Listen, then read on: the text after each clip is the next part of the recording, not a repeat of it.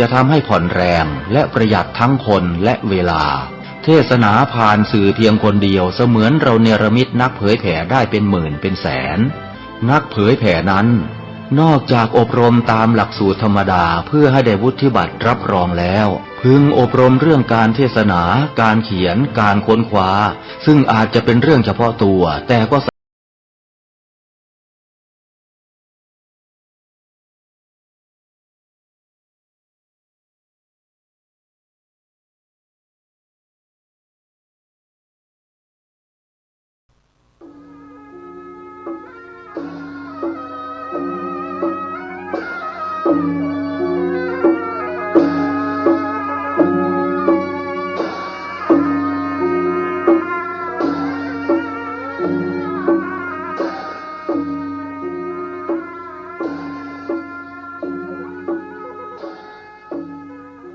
ขอความเจริญในธรรมและความผาสุกทางใจจงได้มาบังเกิดมีแก่ท่านสาธุชนคนดีผู้เจริญในศีลในธรรมทุกท่านพร้อมกันนี้ขอยกมือ10 นิ้วกราบอาราธนาเอาคุณพระพุทธเจ้าคุณพระธรรมพระสงฆ์คุณพ่อคุณแม่คุณครูบาอาจารย์ผู้ประสิทธิ์ประสาทวิชาความรู้บุญศีลบุญทานสิ่งศักดิ์สิทธิ์ทั้งหลายอันมีพระสยามเทวาธิราชพระบรมธาตุดอยสุเทพและครูบาเจ้าศรีวิจัยเป็นต้นขอได้โปรดมาอภิบาลปกปักรักษาพระสงฆ์พระเจ้าพระเนนเถนน้อยและท่านผู้รับฟังรายการทุกคนทุกท่านเพื่อปากันมีความสุขกายสุขใจเหมือนกันทุกตนทุกองค์ทุกผู้ทุกคนตลอดกาลนานมาแถมแล้วเนอเสียงก้องเสียงกองเสียงมองต่ำเข้าเสียงตุเจ้าเทศนาธรรมมาเยี่ยมมาใจท่านสาธุชนคนดีทั้งหลายถึงบ้านถึงจองเพื่อเอาธรรมะแบบรากหญ้าแบบธรรมดามาฮือพ่อแม่พี่น้องทั้งหลายฟังก่อนที่จะได้ฟังนี้ขอเชิญชวนมวลพุทธบริษัททั้งหลายไหว้พระเหมือนกับนักมวยไหว้ครูระลึกถึงครูบาอาจารย์ก่อนผู้ที่ไปแสวงหาสัจธรรม4 อสงไขยปลายแสนมหากัปและ10 ชาติปางสุดท้ายได้เกิดมาเป็นพญาเวสสันตละตานเข้าของทรัพย์สมบัติสละบัลลังก์ไปบวชเป็นพระฤาษีตานเมียตานลูกบำเพ็ญขนาดหนักจนได้ตรัสรู้เฮาไหว้ครูบาอาจารย์เนี่ยก่อนเนออาลังหังสัมมาสัมพุทโธภควาพุทธังภวันตังอภิวาเทมิกราบสวากขาโตภควตาธัมโมธัมมังนัมสสามิกราบสุปฏิปันโนภควโตสาวกสังโฆสังฆังนะมามิกราบหันทัพไมยังพุทธัสสะภควโตบุพาภะคณะมะกะลังกะโลมาเสนะโมตัสสะภควโตอะระหะโตสัมมาสัมพุทธัสสะนะโมตัสสะภควโตอะระหะโตสัมมาสัมพุทธัสสะนะโมตัสสะภควโตอะระหะโตสัมมาสัมพุทธัสสะพุทธังสรณังกัจฉามิธัมมังสรณังกัจฉามิสังฆังสรณังกัจฉามิตุติยัมปิพุทธังสรณังกัจฉามิตุติยัมปิธัมมังสรณังกัจฉามิ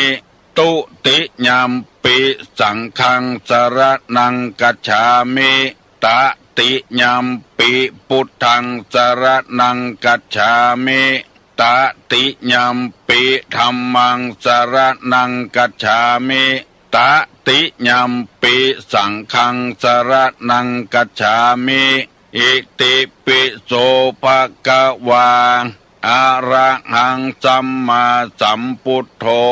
วิชชาจรณะสัมปันโนสุขโตโลกาวิทูอนุตตโลปุริสาธรรมสารถิสัทธาเทวมนุษสานังพุทโธภควาติสวากขาโตภควตาธัมโมสันติติโกอากาลิโกเอหิปัสสิโกโอปนะยิโกปัจจัตตังเวทิตโพวินยูหิติสุปฏิปันโนภควโตสาวกสังโฆอุจุปฏิปันโนภควโตสาวกสังโฆญาญะปฏิปันโนภควโตสาวกสังโฆสามิจิปฏิปันโนภควโตสาวกสังโฆญาติตังจัตตาลิปุริสายุคานิอัฏฐปุริสาปุคลาเอสาภะคะวะโตสาวกสังโฆอาหุไนโยปาหุไนโยทักขิไนโยอัญจลิกาละนิโยอนุตตะลังปุญญเขตังโลกัสสาติกราบหนึ่งกราบสองกราบสามสุขที่ว่านี้คือสุขด้วยความจริงสุขที่เราได้กันถึงวันเช่นแปลงเฮือบินกาแปลงรถในกากูอย่างที่เราได้รับความสุขนี้มันเป็นความสะดวกสบาย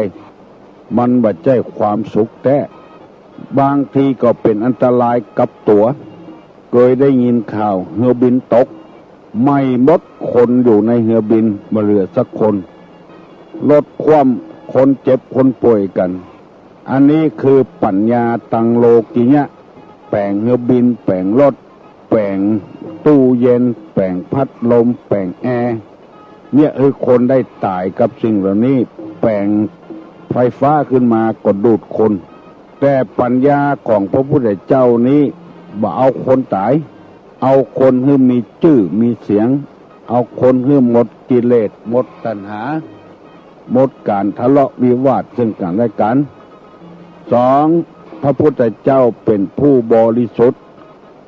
บ่กดในข้อบ่งอในกระดูกบ่หักไผบ่จังไผบ่มีพักพวกบ่มีเพื่อนฝูงบ่มีอันใดสักอย่างเป็นผู้บริสุทธิ์ผุดผ่องแสดงธรรมด้วยพระองค์เองด้วยใจบริสุทธิ์บ่หวังเงินเดือนเงินดาวอย่างสักอย่างขอให้คนปฏิบัติแล้วมีความสุขพระองค์ก็พอใจแล้วสามมีมหากรุณาธิคุณธรรมะที่พระองค์แสวงหามาตรัสรู้แล้วแทนที่จะมาเขียนเป็นหนังสือเป็นเล่มเอาขายกันเอาเงินมาใจมาสอยพระองค์ก็บ่เอาซึ่งมันตรงกันข้ามกับบเดียวเขียนในอย่างขึ้นมาเป็นตำรับตำราก็ขายสืบเผื่อลูกเผื่อหลานตำราโหราศาสตร์ตำราแปลงของกินอาหารการกินตำราดูลายมือตำราปลูกผักปลูกพืชสารพัดอย่างเอาขายเป็นเล่มแต่พระพุทธเจ้าของเฮานี่บ่ขายเอาสอนให้คนปฏิบัติตามศีลตามธรรมแล้วมีความสุขดังนี้เป็นต้นอันนี้เป็นกุลของพระพุทธเจ้ากุลของพระธรรมสอนให้ละความชั่วสอนให้ทำแต่ความดีสามทำใจให้สะอาดผ่องใสบ่สกปรกหมู่นี้เป็นต้นอันนี้กุลของพระธรรมกุลของพระสงฆ์ก็คือเป็นสุปฏิปันโน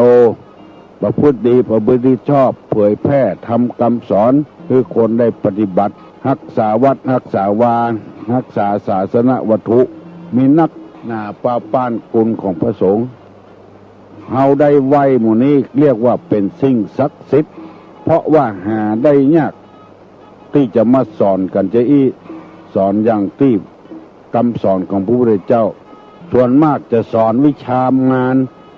วิชาที่จะบุกกันตีกันเนี่ยคือการเค้นฆ่ากันมูนี้เป็นต้นวันนี้ตุลุงจะได้นำเอาสุภาษิตของคนโบราณเปิ้นว่าเนี่ยคือเปิ้นฮักยากนักจักหวังเนี่ยคือเปิ้นจังกำเดียวก็ได้กำเดียวก็ได้อันนี้เป็นสุภาษิตของคนโบราณเฮาจะฮือเปิ้นฮักฮือเปิ้นชอบมันยากนักจักหวังไว้เป็นไอ้ยังก็ตามอย่าไปหวังว่าได้คุณงามความดีกับคนนั้นคนนี้อย่าไปหวังทำความดีไปเรื่อยๆเถอะมันบ่ได้กับคนอื่นก็ได้กับตัวเฮาบ่มีอันตรายอย่างสักอย่างเฮาทำความดีจะไปหวังว่าเนี่ยแล้วทำดีบ่ได้ดีความจริงมันก็ได้ดีแต่เฮาไปมุ่งหวังให้คนอื่นหันความดีของเฮาเฮาต้องพอตัวเฮาพอความดีตัวเฮามันถึงบังเกิดผลตุลุงแค่นำเอาเรื่องส่วนตัวมาอู้ให้ฟังปั้มเป็นความดีไว้เทศค่อยบ้านค่อยเมืองทางภาคเหนือ8 จังหวัดเฮาบ่หวังคนอื่นได้สรรเสริญเฮาฮู้ตัวเก่าเฮา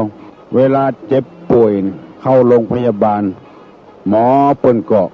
พอให้ฟรีรับพยาบาลฟรีบ่ต้องไปเสี่ยงเงินเสี่ยงทองอย่างนักบางสิ่งบางอย่างถ้ามันเป็นอุปกรณ์นี่ก็ต้องเสียให้เพิ่นแต่ว่าถ้าบ่ใช่อุปกรณ์ธรรมดานี่ก็เปิ้นเนี่ยคือบ่ได้อันเนี้ยเป็นความดีของเฮาที่เฮาป้อมเปงมาสถานะบุญทั้งหลายก็ม่วนใจตยดีใจตยลูกหลานเลนก็บ่ต้องไปทุกข์ใจตยดีเพื่อลูกเพื่อหลาน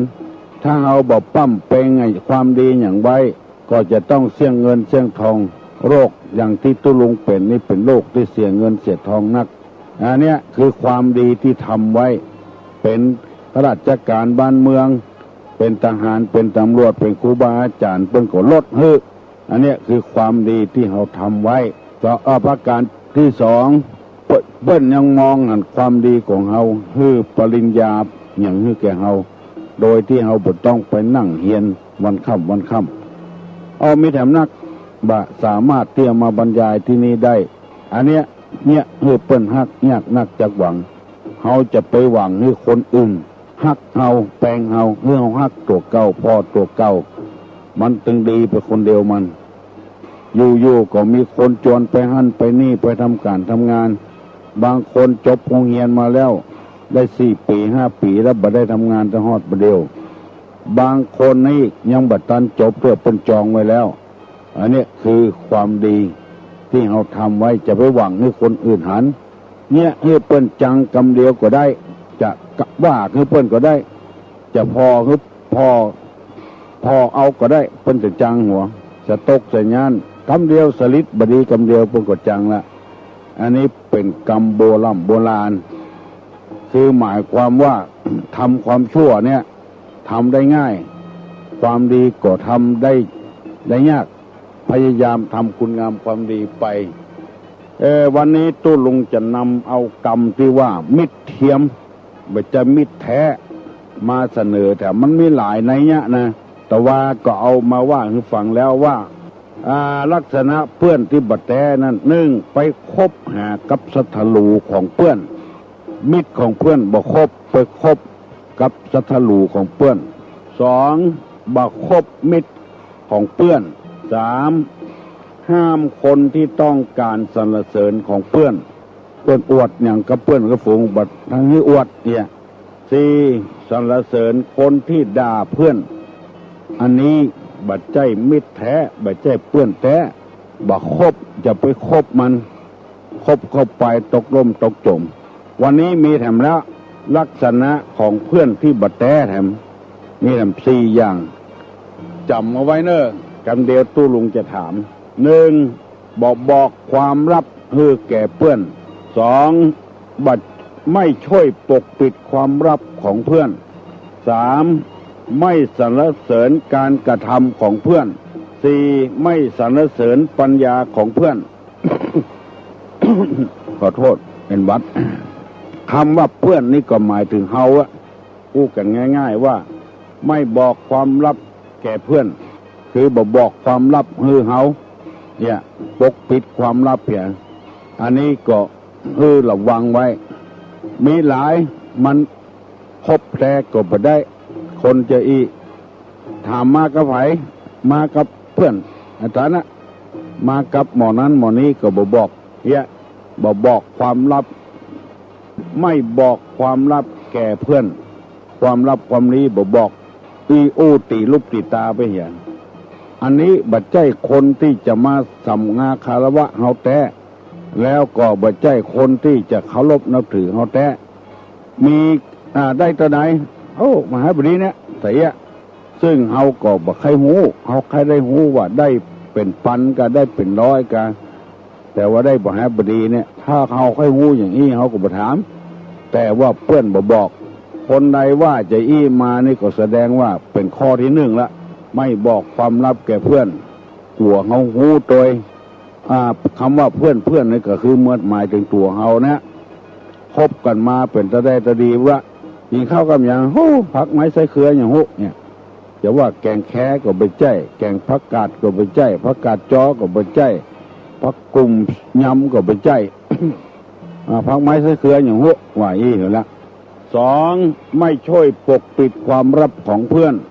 เฮามีความลับความลี้ไอ้อย่างในบบ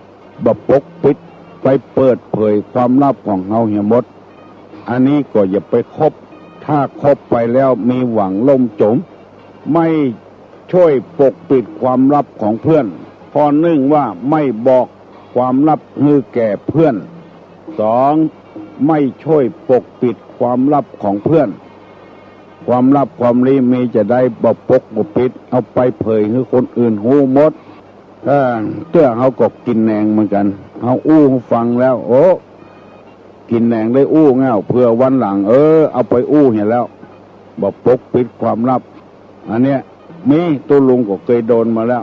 ล้วปาเงื้อคนที่มันเอาไปอู้น่ะมาจังเอาแถม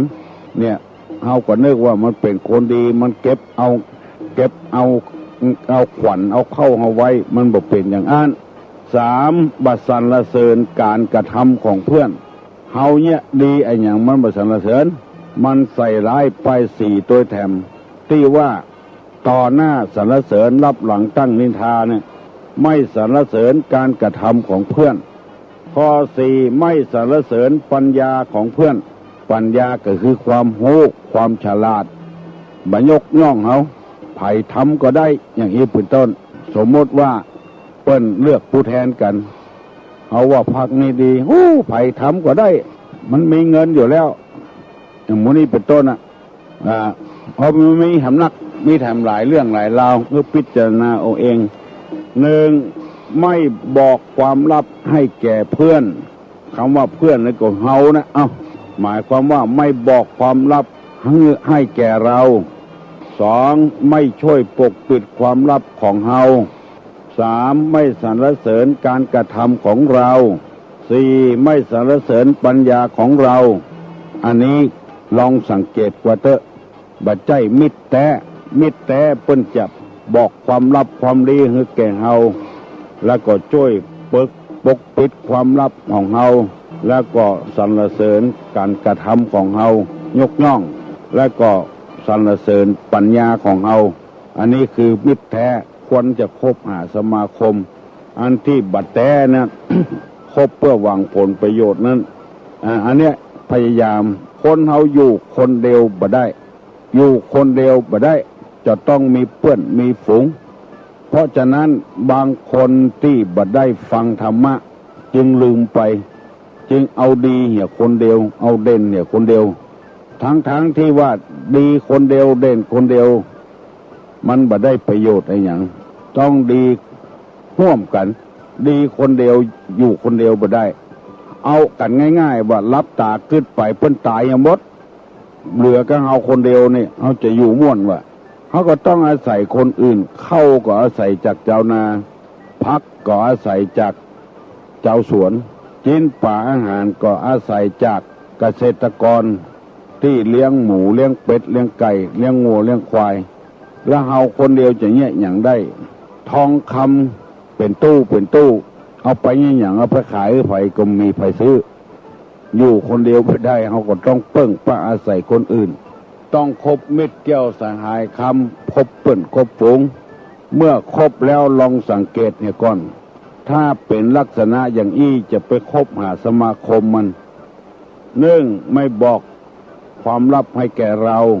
สองไม่ช่วยปกปิดความลับให้ของไม่ช่วยปกปิดความลับของเราสามไม่สรรเสริญการกระทำของเราสี่ไม่สรรเสริญปัญญาของเรา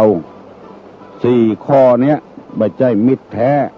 ในธรรมะในทางพระพุทธศาสนาพยายามเว้นแต่ก่อนเพิ่นฮ้องว่าแนวที่ห้าคือทำทีไปเป็นคนรับจ้างพ่องแบบตำรวจสันติบาลเดียวเนี่ยอย่างเงี้ยไปอยู่กับเขาในบ่อนพายพ่องกาขายยาเสพติดพ่องกาอย่างเงี้ยหมู่เนี้ยอันนี้นี่ไม่ใช่มิตรแท้ละหาเรื่องหาราวมาใส่ตัวอยู่ระวังอยู่คนเดียวให้ระวังความคิดอยู่ร่วมมิตรให้ระวังคำพูดมีกรรมสอนจัดนักเพื่อเงือพ่อแม่พี่น้องเฮาที่หุ่มฟังธรรมที่หุ่มฟังตุเจ้าที่หุ่มฟังเทศได้นำไปพินิจพิจารณาเสียก่อนอันใดควรปกปิดอันใดควรที่จะเอาเฉลยให้แก่คนอื่นมันมีอันใดที่มันบดีบดักก็จะไปเอาไปอู้คนอื่นเพราะคนอื่นมันเสียหน้าเสียตาก็เหมือนกับเขาเสียหน้าเสียตาอย่างเดียวกันความลับความลี้เป็นจะได้ก็เอาไปเปิดเผยให้หมดหมู่นี้เป็นต้นปาให้คนอื่นดูแควนเฮาดูแควนเพื่อนฝูงตัวเก่าแล้วบ่มีภัยคบหาสมาคมเพราะว่าคนหมู่นี้เรียกว่าคนเอาตัวรอดเป็นได้พ่องไปคบมานั้นหมู่นี้ก็เปิดเผยความบดีบดักเท่าบัดใจมีสักน้อยก็ว่าคือการฟังเอาตัวรอดไปเป็นวันถ้าเฮาไปได้ยินคนอย่างอี้มาอู้ให้เฮาก็จะไปเชื่อ จะไปคบ ขอโทษจะไปคบหาสมาคมกับมันคบแล้วมามีหนทางที่เจริญรุ่งเรืองล่มจมไปถึงวันตลอดถึงการค้าการขายต่างการเสาะว่าหากินอย่างต่างๆเตื้อเฮามีความลับเอาอย่างหนึ่งกาแม่นขายหมันเอาไปเผยให้แก่คนอื่นหูไปเหียอย่างอี้เป็นต้นเรื่องการอยู่การกินถึงวันเนี่ยมันมีความสำคัญนักเฮามองโป้นไปเหียมองข้ามไปเหียวันได้2-3 วันละตุลุงได้นำเอาเรื่องการคบคนนี้มาฝากมาฝังพี่น้องต่างหลายมันมีเป็นความจริงแต่ไผก็โดนกูคนน่ะนี่บอกความลับให้เฮามีความตุกอกตุกใจอย่างเพื่อหูมามาลูนสายไปเหี่ยแล้วเอาจ้อยอย่างมันก็บ่ได้อันเนี้ยบอกควรดีคบมันสองบ่จ้อยปกปิดความลับของเฮาจำไว้เน้อสามบ่สรรเสริญความดีของเฮาสรรเสริญการกระทำของเฮาอันยังก็บ่ดีประตกประเสี่ยงเฮานึกว่าเฮาดีแล้วก่อนหน้าที่จะบอกเรื่องเฮาพ่องช่วยเฮาพ่องเป็นบดีไปเหี่ยหมดเนี่ยยังกับบดีสักอย่างเฮาถึงบ่สบายใจคนอย่างนี้บ่ต้องไปคบมันพยายามหลีกเลี่ยงมันเหี่ยเป็นคนปาลาไปเหี่ยแล้วคนพาลไปเหี่ยแล้วบ่สรรเสริญความรู้ของเฮาปัญญาของเฮาสักอย่าง4 ข้อเนี่ยจะไปคบหาสมาคมเพื่อเฮาอู้ไปจัดดีโหบดีไปเหียเฮาก็กินแหนงได้อู้เนี่ยใบเนี่ยบอดเฮาก็ว่ามันดีเสียงอย่างแล้วจำไปติไปเตียนไปว่าเฮาตุลุงโดนมาแล้วลาบบ่เสนออย่างให้ฟังแถมซ้ำปอ2มันเป็นอย่างอันเป็นอย่างอันเป็นอย่างอี้คนอย่างอี้เว้นหมาให้ปอศอกเว้นวอกฮือปอวาเว้นคนปลาอย่างนี้ฮือได้100,000 โยชน์ จะไปใกล้ไปก่ายมันเผยแพร่พระธรรมคำสอนของพระพุทธเจ้าบ่ใจจวนเข้าศาสนาจะเข้าก็ได้บ่เข้าก็ได้แต่ขอเงือเอาคำสอนที่มันดีๆเนี่ยไปปฏิบัติขอเงือท่านผู้ฟังทั้งหลายกูคนมีความสุขบานหวันใจหิมากล้าขึ้นอยู่กันคือม่วนเน้อจะไปก่อทะเลาะวิวาทอย่างกันวันนี้ถ้าเอาดีวันพุธก็จะดีกันต่อไปชุมชนจะได้เข้มแข็งขึ้นตั้งอกตั้งใจรับปอเนอสัปปีติโยวิวัชชันตุสัพพะโรโควินัสสตุมาเตภวะตวนตะราโยสุขีตีคายุกูภวะอภิวาทนะสีดิสนิจจังวุธาปัจจายิโนจัตตาโลธรรมาวัฏันติอายุวันโนสุขังปลัง